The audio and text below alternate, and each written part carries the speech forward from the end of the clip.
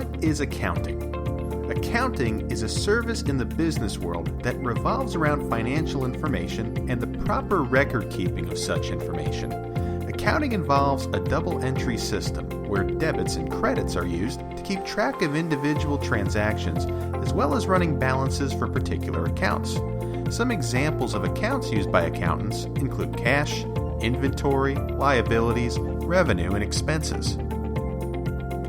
To learn more about this topic and many others through audio lectures, video lectures, and study guides, head over to www.thelearningbeanonline.com. Link is in the description below. If you have any questions, add them in the comments below, and don't forget to like and subscribe so we know to answer more of your questions.